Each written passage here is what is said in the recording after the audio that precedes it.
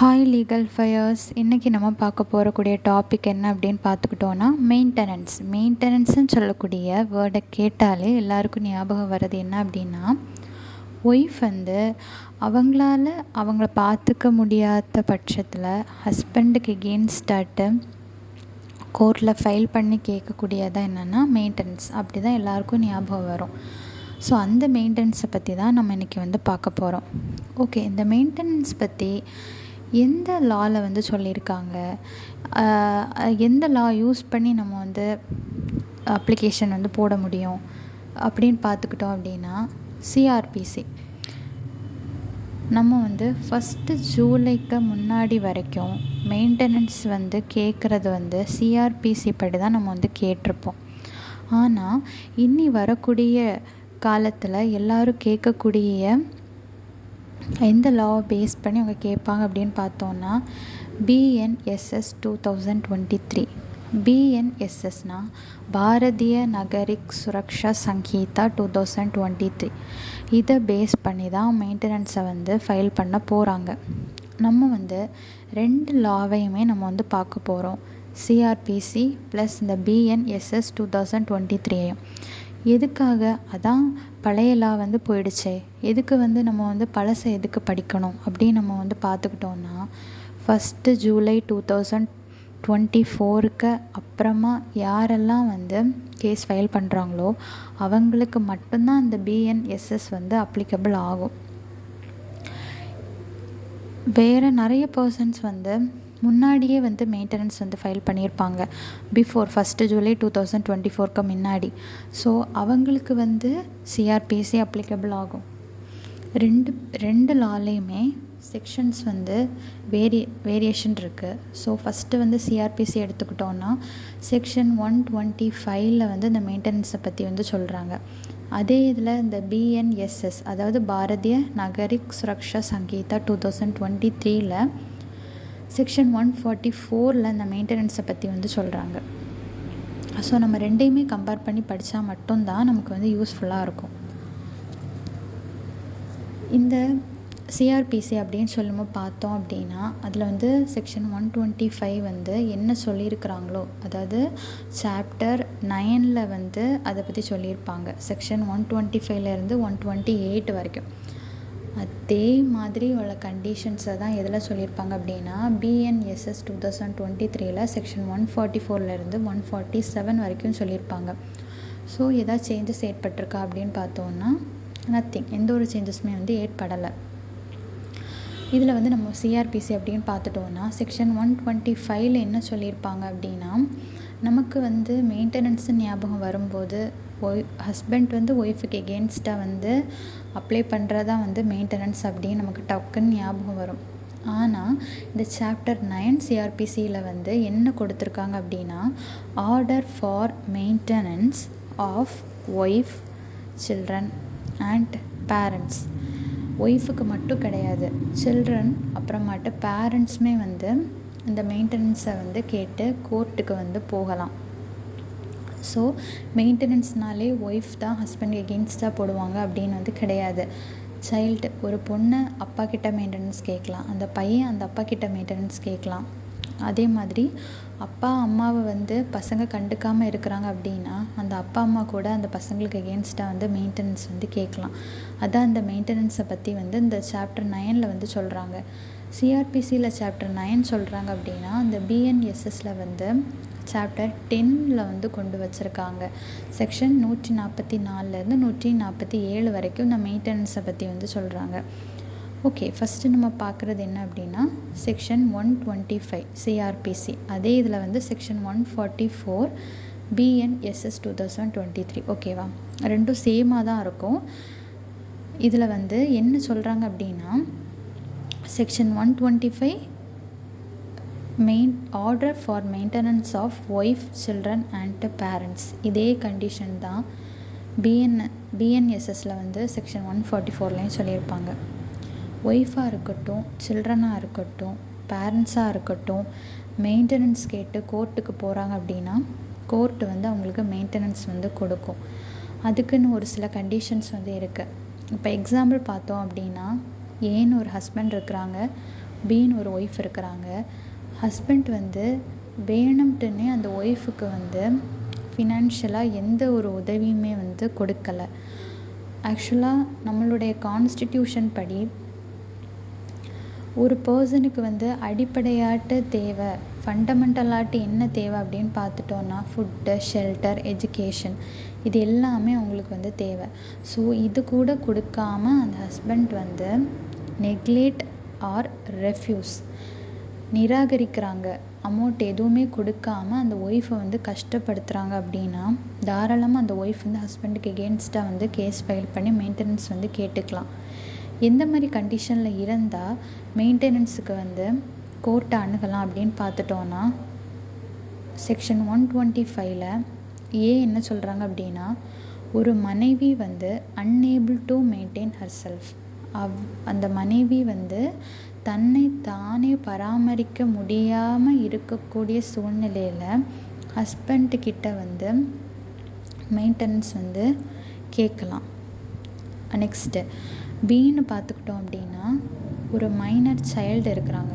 அந்த minor child வந்து கல்யாணம் ஆனாலும் சரி கல்யாணம் ஆகாமல் இருந்தாலும் சரி அவங்கள unable to maintain it self, அவங்க தன்னை தானே பராமரிக்க முடியாது. மைனர் வந்து ஒரு இடத்துல போய் வேலை செஞ்சு ஃபுட்டாக இருக்கட்டும், ஷெல்டராக இருக்கட்டும், எஜுகேஷன் அவங்களுக்கு தன்னை தானே ப்ரொவைட் பண்ணிக்க முடியாது.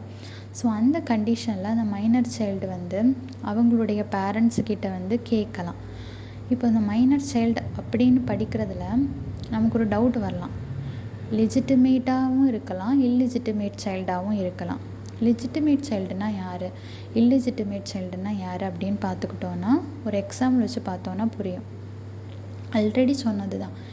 ஏன்னு ஒரு ஹஸ்பண்ட் இருக்கிறாங்க, பின்னு ஒரு பொண்ணை வந்து கல்யாணம் பண்ணிக்கிறாங்க. லீகலாக அந்த ஏனோட ஹஸ்பண்டுக்கு லீகலான ஒய்ஃப் வந்து அந்த பி. ஒரு 2-3 இயர்ஸுக்கு அப்புறமாட்டு சின்னு ஒரு பொண்ணை வந்து கல்யாணம் பண்ணிக்கிறான். அப்படி கல்யாணம் பண்ணும்போது அவங்க 2 பேருக்கும் ஒரு குழந்தை வந்து பிறக்குது. இந்த சுச்சுவேஷனில் அந்த சீன் உள்ள பொண்ணு வந்து கோர்ட்டுக்கு வந்து போய் மெயின்டெனன்ஸை வந்து கேட்க முடியாது. ஆனால் அந்த ஒய்ஃபு தான் கேட்க முடியாது, செகண்ட் ஒய்ஃப் தான் கேட்க முடியாதே தவிர அந்த குழந்தைக்கு, அதாவது அந்த குழந்தைய தான் இல்லிஜிட்டிமேட் சைல்டுன்னு சொல்கிறாங்க. அந்த குழந்தைக்கு அந்த அப்பா கிட்ட ஃபினான்ஷியலாக ஹெல்ப் கேட்க, அதாவது மெயின்டெனன்ஸ் கேட்க எல்லா உரிமையுமே அந்த குழந்தைக்கு இருக்கு அப்படின்னு சொல்கிறதான் வந்து செக்ஷன் 125ல் பி. அதே இதில் பிஎன்எஸ்எஸில் செக்ஷன் 144ல் பி. நெக்ஸ்ட்டு பார்த்துக்கிட்டோன்னா, இப்போ ஒரு சைல்டு வந்து இல்லிஜிட்டிமேட்டாக இருக்கட்டும் லெஜிட்டிமேட்டாக இருக்கட்டும் அவங்க வந்து மேஜராக இருக்கிறாங்க. ஆனால் அவங்களுக்கு கல்யாணம் ஆகலை. அவங்க மேஜராக இருந்துமே அவங்கள பராமரிக்க முடியாதக்கூடிய பட்சத்தில் இருக்கிறாங்க. தன்னை தானே பராமரிக்க முடியல அப்படின்னா மென்டலாக இருக்கலாம், அதாவது மென்டலி அப்நார்மலாக இருக்கலாம், ஃபிசிக்கலாட்டு டிசேபிளாக இருக்கலாம். அப்படி இருக்கக்கூடிய பட்சத்தில் அவங்களே வந்து மெயின்டைன் பண்ணிக்க முடியாது. அப்போ அந்த சைல்டும் என்ன பண்ணிக்கலாம் அப்படின்னா, அவங்க மேஜர் ஆனாலுமே அவங்களுடைய பேரண்ட்ஸ் கிட்டே இருந்து கேட்டு வாங்கிக்கலாம். ஆனால் அவங்க வந்து மேரிட் ஆகியிருக்கக்கூடாது அந்த டாட்டர். இது வந்து செக்ஷன் 125ல் சி. அதே இதில் பிஎன்எஸ்எஸில் 144ல் சி. நெக்ஸ்ட் டியில் என்ன சொல்லியிருப்பாங்க அப்படின்னா, இது வரைக்கும் பார்த்தது ஒய்ஃப் வந்து ஹஸ்பண்ட் கிட்ட மெயின்டெனன்ஸ் கேட்டுக்கலாம். அதே மாதிரி சைல்டு, மைனர் சைல்டு லெஜிட்டிமேட்டாகவும் இருக்கலாம், இல்லெஜிட்டிமேட்டாகவும் இருக்கலாம், கல்யாணம் ஆகியிருக்கலாம், ஆகாமலே இருக்கலாம், அவங்களும் வந்து கேட்டுக்கலாம். சியில் என்ன சொல்லியிருப்பாங்க அப்படின்னா, கல்யாணம் ஆகாமல் இருக்கக்கூடிய லெஜிட்டிமேட் ஆர் இல்லெஜிட்டிமேட் சைல்டு அவங்க ஃபிசிக்கலாக அல்லது மென்டல் அப்நார்மலாக இருக்கணும், மேஜராக இருக்கணும். ஸோ இவங்க வந்து மெயின்டெனன்ஸ் கேட்டுக்கலாம், அவங்களுடைய பேரண்ட்ஸ் கிட்ட கேட்டுக்கலாம். நெக்ஸ்ட்டு வந்து ஃபைனலாக பார்க்கக்கூடியது என்ன அப்படின்னா, ஒரு ஃபாதர் அல்லது மதர் அவங்க வந்து தன்னைத்தானே மெயின்டைன் பண்ணக்கூடிய கெப்பாசிட்டியில் அவங்க இல்லை அப்படின்னா அவங்களுடைய பசங்கக்கிட்டே இருந்து அவங்க வந்து கேட்டு வாங்கிக்கலாம். இதில் வந்து ஒரு முக்கியமான விஷயம் என்ன அப்படின்னா, ஹிஸ் ஃபாதர் ஆர் மதர் அப்படின்னு பார்த்துக்கிட்டோன்னா ஒரு சன் தான் அப்பாவுக்கும் அம்மாவுக்கும் மெயின்டெனன்ஸ் கொடுக்கணும்னு கிடையாது. டாட்டர் பொண்ணு இருந்தாலுமே அந்த பொண்ணுமே வந்து அந்த அப்பாவுக்கும் அம்மாவுக்கும் வந்து கண்டிப்பாக மெயின்டெனன்ஸ் கொடுக்கணும். இதுதான் வந்து A to D வரைக்கும் ஒரு சில கண்டிஷன்ஸ் வந்து கொடுத்துருக்காங்க. அந்த கண்டிஷன்ஸ்குள்ளாடி இருந்தால் தான் கோர்ட் என்ன பண்ணும் அப்படின்னா ஆர்டர் ஃபார் மெயின்டெனன்ஸை வந்து கொடுப்பாங்க. யார் கொடுப்பாங்க, யாருக்கு அந்த அங்கீகாரம் இருக்குது அப்படின்னு நமக்கே ஒரு கொஷின் வந்து ரைஸ் பண்ணணும். அப்படின்னு பார்த்தோன்னா ஃபஸ்ட் கிளாஸ் மேஜிஸ்ட்ரேட் இருக்காங்க இல்லையா, ஜுடிஷியல் மேஜிஸ்ட்ரேட்டு, அவங்க வந்து என்ன பண்ணுவாங்க அப்படின்னா ப்ரூஃபின் அடிப்படையில் இப்போ அந்த ஹஸ்பண்ட் வந்து வேணும்ட்டுன்னே நெக்லேட் ஆர் ரெஃப்யூஸ் பண்ணுறாங்க மெயின்டெனன்ஸ் கொடுக்கறதுக்கு அப்படின்னு உள்ள பட்சத்தில் அந்த ப்ரூஃபின் அடிப்படையில் ஃபஸ்ட் கிளாஸ் மேஜிஸ்ட்ரேட் வந்து என்ன பண்ணுவாங்க அப்படின்னா மந்த்லி அலோவன்ஸை அவங்களுக்கு வந்து கொடுப்பாங்க. அந்த ஒய்ஃபாக இருக்கட்டும், சைல்டாக இருக்கட்டும், ஃபாதர் ஆர் மதராக இருக்கட்டும், அவங்களுக்கு மந்த்லி அலோவன்ஸ் கொடுப்பாங்க. இன்ட்ரீம் அலோவன்ஸ் கூட அவங்களுக்கு வந்து கொடுக்கறதுக்கு வந்து வாய்ப்பு இருக்குது. இன்ட்ரீம் அலோவன்ஸ் எதுக்காக அப்படின்னு பார்த்துக்கிட்டோன்னா இப்போ ஒரு கேஸுக்கு வந்து ஜட்ஜ்மெண்ட் வர்றதுக்கு வந்து டைம் ஆகும். இன் பிட்வீன் கேப்பில் அவங்க சாப்பாட்டுக்கு என்ன பண்ணுவாங்க, ஷெல்டருக்கு என்ன பண்ணுவாங்க, எஜுகேஷனுக்கு என்ன பண்ணுவாங்க, மெடிசனுக்கு என்ன பண்ணுவாங்க. ஸோ அந்த ஜட்ஜ்மெண்ட் வர்றது வரைக்கும் அவங்க வந்து வெயிட் பண்ண வேண்டாம். அதுக்கு பதிலாக இன்ட்ரீம் அலோவன்ஸ்னு ஒன்று வந்து கொடுப்பாங்க. அதே மாதிரி அந்த காசை வச்சுட்டு அவங்க அந்த ஜட்ஜ்மெண்ட் வர்றது வரைக்கும் அவங்க என்ன பண்ணிக்கலாம், ஃபுட்டு, ஷெல்டர், மெடிசன், எஜுகேஷனுக்கெல்லாம் அவங்க வந்து யூஸ் பண்ணிக்கலாம். அதுக்காக தான் வந்து இன்ட்ரீம் மெயின்டெனன்ஸ்னு ஒன்று வந்து கொண்டு வந்திருக்காங்க. நெக்ஸ்ட்டு பார்த்துக்கிட்டோம் அப்படின்னா இவங்க வந்து இந்த இன்ட்ரீம் அலோவன்ஸ், மந்த்லி அலோவன்ஸ் மட்டும் இல்லாமல் ப்ரொசீடிங்க்கான எக்ஸ்பென்சஸையுமே வந்து ஹஸ்பண்ட்கிட்டே இருந்து வாங்கி கொடுத்துக்கிறாங்க.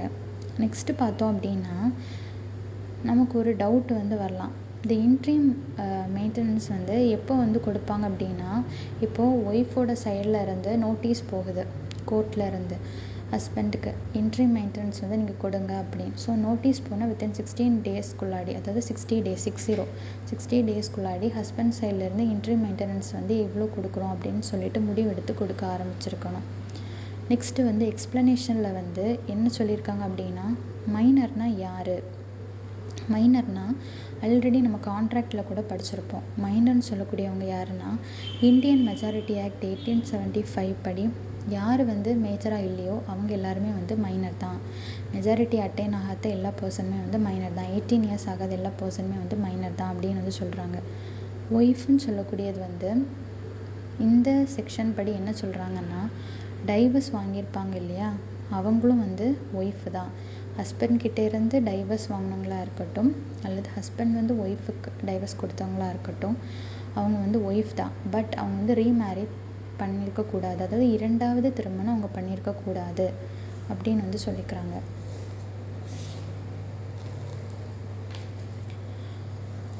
நெக்ஸ்ட் இதே செக்ஷன் 125ல் சப்செக்ஷன் 2 அதில் பார்த்தோன்னா அதே பிஎன்எஸ்எஸில் செக்ஷன் 144ல் சப்செக்ஷன் 2ல் பார்த்துக்கிட்டோம் அப்படின்னா மெயின்டெனன்ஸ், இன்ட்ரீம் மெயின்டெனன்ஸ் பற்றி சொல்கிறாங்க. இந்த மாதிரி அலோவன்ஸை வந்து எந்த டேட்லேருந்து கொடுக்கணும் அப்படின்னா கோர்ட்டில் வந்து ஒரு ஆர்டர் போடுவாங்க. அந்த போட்ட ஆர்டர்லேருந்து கொடுக்க ஆரம்பிக்கலாம், ஆர்டர் போட்ட டேட்லேருந்து கொடுக்க ஆரம்பிக்கலாம், அல்லது அந்த ஆர்டர் போட்ட டேட்லேயே மென்ஷன் பண்ணியிருப்பாங்க இனி வரக்கூடிய நெக்ஸ்ட்டு மந்த்லேருந்து நீங்கள் அமௌண்ட் கொடுக்க ஸ்டார்ட் பண்ணுங்கள் அப்படின்னு ஏதாச்சும் ஒரு டேட் மென்ஷன் பண்ணியிருந்தாங்கன்னா அந்த டேட்லேருந்து நம்ம வந்து அமௌண்ட் கொடுக்க ஆரம்பிக்கலாம். செக்ஷன் 125ல் சப்செக்ஷன் 3, அதாவது பிஎன்எஸ்எஸில் செக்ஷன் 144ல் சப்செக்ஷன் 3ல் என்ன சொல்லியிருக்காங்க அப்படின்னா ஒருவேளை ஃபஸ்ட் கிளாஸ் மேஜிஸ்ட்ரேட்டோடைய ஆர்டர் மதிக்காமல் அந்த ஹஸ்பண்ட் வந்து ரெஸ்பாண்டன்ட் செயல்பட்டால் அவங்களுக்கு வாரண்ட்டி இஷ்யூ பண்ணி அவங்கள வந்து சிவில் ப்ரிசனில் கூட வச்சுக்கிறதுக்கு கூட இந்த செக்ஷன் 125ல் சப்செக்ஷன் 3 வந்து சொல்கிறாங்க. ஆனால் 1 மந்த்து தான் வச்சுக்க முடியும், அதுக்கு மேலே வந்து வச்சுக்க முடியாது அப்படின்னு வந்து சொல்கிறாங்க. அதுக்கு கூடிய ஒரு விஷயம் என்ன அப்படின்னு பார்த்துக்கிட்டோன்னா ஒரு ஹஸ்பண்ட் வந்து ஒரு வருஷமாட்டு அவன் ஒய்ஃபுக்கு மெயின்டெனன்ஸ் கொடுக்காமல் இருக்கிறாங்க அப்படின்னா அந்த வித்தின் 1 இயரில் வந்து அப்ளிகேஷன் ஃபைல் பண்ணியிருக்கணும். ஹஸ்பண்ட் இப்படி மெயின்டெனன்ஸ் தராமல் இருக்கிறாங்க அப்படின்னு. ஒரு 2 வருஷம் 3 வருஷம் கழித்து போட முடியாது. 2 இயர்ஸாக என்னோடய ஹஸ்பண்ட் எனக்கு மெயின்டெனன்ஸ் தரல அப்படின்னு சொல்லிட்டு அந்த வித்தின் 1 இயர்க்குள்ளேயே ஹஸ்பண்ட் மெயின்டெனன்ஸ் கொடுக்கல அப்படின்னா கோர்ட்டுக்கு வந்து அவங்க தெரிஞ்சுக்கணும், அப்ளிகேஷன் வந்து போட்டிருக்கணும்னு சொல்கிறாங்க. நெக்ஸ்ட் என்ன அப்படின்னா, ஒய்ஃப் வந்து கரெக்டான ரீசனில் ஹஸ்பண்ட் கிட்டே இருந்து பிரிஞ்சிருக்கணும். எந்த ஒரு ரீசனபிளே இல்லாமல் ஹஸ்பண்ட் கிட்ட வந்து எனக்கு வேண்டாம், ஹஸ்பண்ட் கூட வாழ்கிறதுக்கு எனக்கு விருப்பம் இல்லை அப்படின்னு வந்து சொல்லவே கூடாது. எக்ஸ்ப்ளனேஷனில் என்ன சொல்கிறாங்க அப்படின்னா, இப்போ ஒரு ஒய்ஃப் வந்து ஹஸ்பண்ட் கிட்ட இருந்து டைவர்ஸ் கேட்கணுன்னா என்ன ஒரு இதை கிரவுண்ட் வச்சு கேட்கலாம் அப்படின்னா, ஹஸ்பண்ட் வந்து செகண்ட் மேரேஜ் பண்ணிட்டாங்க, அல்லது வேறு ஒரு உமன் கூட அடல்ட்ரியில் இருக்கிறாங்க. இந்த கண்டிஷனை வச்சு ஒய்ஃப் வந்து டைவர்ஸ் அப்ளை பண்ணலாம். அது மட்டும் கிடையாது, ஒய்ஃப் வந்து நான் ஹஸ்பண்ட் கிட்ட கூட சேர்ந்து வாழ மாட்டேன் அப்படின்னு சொல்லக்கூடிய காரணம் வந்து ரீசனபிள் காஸ். இந்த ரீசனபிளான காசை நம்ம வந்து கோர்ட்டுக்கிட்ட சொன்னோம் அப்படின்னா கோர்ட்டு வந்து ஏற்றுப்பாங்க. எந்த ஒரு ரீசனுமே இல்லாமல் எனக்கு ஹஸ்பண்ட் கூட வாழ்கிறதுக்கு இஷ்டம் இல்லை அப்படின்னு சொல்லக்கூடிய பட்சத்தில் மெயின்டெனன்ஸ் வந்து கோர்ட்டு வாங்கி தரமாட்டாங்க. அதே இதில் செக்ஷன் 125 சப்செக்ஷன் 4 என்ன சொல்கிறாங்க அப்படின்னா, இப்போது ஒரு சில கண்டிஷன் சாட்டிஸ்ஃபை பண்ணியிருந்தாங்கன்னா ஒய்ஃபுக்கு சைடில் அந்த ஒரு சில கண்டிஷன்ஸ் இருந்துச்சு அப்படின்னா ஒய்ஃப் வந்து மெயின்டெனன்ஸ் கேட்க முடியாதுன்னு சொல்கிறாங்க. ஃபஸ்ட்டு கண்டிஷன், எந்த ஒரு காரணமுமே இல்லாமல் எனக்கு ஹஸ்பண்ட் கூட வாழ்கிறதுக்கு விருப்பமே இல்லை அப்படின்னு ஒய்ஃப் சொல்கிறாங்கன்னா ஒய்ஃப் ஹஸ்பண்ட் கிட்டே இருந்து மெயின்டெனன்ஸ் வாங்க முடியாது. செகண்ட் என்ன அப்படின்னா, ஒய்ஃப் அடல்ட்ரியில் இருந்தாங்க அப்படின்னா மெயின்டெனன்ஸ் கேட்க முடியாது. தேர்ட், ஹஸ்பண்ட் அண்ட் ஒய்ஃப் வந்து மியூச்சுவல் கன்சென்ட்டில் பிரிஞ்சிருக்கிறாங்க அப்படின்னா மெயின்டெனன்ஸ் வந்து கேட்க முடியாது. ஸோ இந்த டிஃபென்ஸ் எல்லாம் ஹஸ்பண்ட் சைடு வந்து எடுத்து வச்சாங்க அப்படின்னா ஹஸ்பண்ட் சைடு வந்து வின் பண்ணுறதுக்கு வாய்ப்பு இருக்குது. நெக்ஸ்ட்டு வந்து அதே இதில் செக்ஷன் 125 சப்செக்ஷன் 5 என்ன சொல்கிறாங்க அப்படின்னா, without sufficient reason wife living in adultery living separately by mutual கன்சென்ட்டாக இருந்துச்சு அப்படின்னா என்ன பண்ணலாம், ஒய்ஃப் வந்து மெயின்டெனன்ஸ் கேட்க முடியாது. சப்போஸ் மெயின்டெனன்ஸுக்கு மேஜிஸ்ட்ரேட் ஆர்டர் போட்டிருந்தாலும் ஆர்டர் போட்டதுக்கப்புறமா ஹஸ்பண்ட் ப்ரூவ் பண்ணுறாங்க ஒய்ஃப் வந்து அடல்ட்ரியில் இருக்கிறாங்க, சஃபிஷியன்ட் ரீசன் இல்லை அப்படின்னு சொல்லியிருந்தாங்கன்னா மேஜிஸ்ட்ரேட்டுக்கு அந்த ஆர்டரை கேன்சல் பண்ணக்கூடிய அதிகாரம் வந்து இருக்குது அப்படின்னு வந்து சொல்கிறாங்க. சிஆர்பிசியில் மட்டும்தான் அந்த மெயின்டெனன்ஸ் பற்றி சொல்கிறாங்களா, இந்த உமன் ஒய்ஃப் சில்ட்ரனுடைய மெயின்டெனன்ஸ் பற்றி சொல்கிறாங்களா அப்படின்னு பார்த்தோம்னா கிடையாது.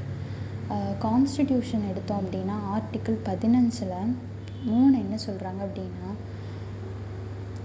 சில்ட்ரனுக்காக இருக்கட்டும் உமனுக்காக இருக்கட்டும் அவங்களுக்கு என்ன ஸ்பெஷல் ப்ரொவிஷன் வந்து மேக் பண்ணுறதுக்கு நம்மளுடைய கான்ஸ்டிடியூஷனே நமக்கு வந்து அதிகாரம் வந்து கொடுக்குறாங்க.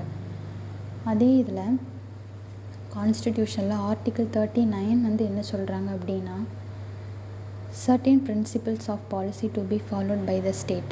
ஒரு சில பிரின்சிபல்ஸை வந்து ஸ்டேட் வந்து ஃபாலோ பண்ணி ஆகணும். என்ன மாதிரி பிரின்சிபல்ஸ் அப்படின்னு பார்த்தோன்னா, சிட்டிசன்ஸ் அதாவது மென்னாக இருக்கட்டும் உமனாக இருக்கட்டும் ஈக்குவலாட்டு அவங்களுக்குன்னு உரிமைகள் இருக்குது. எந்த மாதிரி உரிமைகள் இருக்குது அப்படின்னு பார்த்தோன்னா, அடிக்குவேட் மீன்ஸ் ஆஃப் லிவ்லிஹுட், அவங்களுக்கு வாழ்கிறதுக்கான போதிய தேவைகளை பூர்த்தி பண்ணுறதுக்கான உரிமைகள் வந்து அவங்க கேட்கக்கூடிய உரிமைகள் வந்து அவங்களுக்கு இருக்குது, மென்னாக இருக்கட்டும் உமனாக இருக்கட்டும். ஸோ இதில் வந்து உமன் சொல்லும்போது அஸ் அ ஒய்ஃபாக வந்து மெயின்டெனன்ஸ் கேட்கக்கூடியதுக்கு உரிமை இருக்குது. ஃபுட்டு, ஷெல்டர், எஜுகேஷன், மெடிசனுக்காக ஹஸ்பண்ட் கிட்ட கேட்குறதுக்கு அவங்களுக்கு 100% வந்து உரிமை இருக்குது. அது நம்மளுடைய கான்ஸ்டியூஷன்லேயே வந்து சொல்லியிருக்கிறாங்க ஆர்டிக்கிள் 39 படி, ஆர்டிக்கிள் 15 3 படி. நெக்ஸ்ட்டு வந்து கான்ஸ்டிடியூஷனில் மட்டும்தான் சொல்லியிருக்காங்களா அப்படின்னு பார்த்தோன்னா சிபிசி அதாவது சிவில் ப்ரொசீஜர் கோட்லேயும் வந்து சொல்லியிருக்காங்க. செக்ஷன் 60 என்ன சொல்லியிருக்காங்க அப்படின்னா, 60 ஏ என்ன சொல்லியிருக்காங்க அப்படின்னா, 1/3 of the salary in execution of any decree for maintenance. அதாவது இப்போ ஒரு ஹஸ்பண்ட் கிட்ட வந்து மெயின்டெனன்ஸுக்கு வந்து ஆர்டர் போட்டிருக்காங்க அப்படின்னா ஹஸ்பண்ட்லேருந்து இருக்கக்கூடிய சேலரியிலேருந்து எவ்வளோ எடுத்து ஒய்ஃப் கொடுப்பாங்கன்னா 1/3 ஆஃப் இஸ் சேலரி, 3/1 சேலரியை வந்து ஒய்ஃபுக்கு வந்து ஹஸ்பண்ட் வந்து கொடுத்தாகணும். ஸோ இது வந்து சிபிசியில் வந்து மெயின்டெனன்ஸ் பற்றி சொல்லியிருக்கக்கூடிய ஒரு செக்ஷன். நெக்ஸ்ட்டு வந்து இந்த மெயின்டெனன்ஸ் ரிலேட்டடாகிட்ட நம்ம ஒரு சில கேஸ்லாஸ் பார்த்தோன்னா நமக்கு வந்து புரியும்.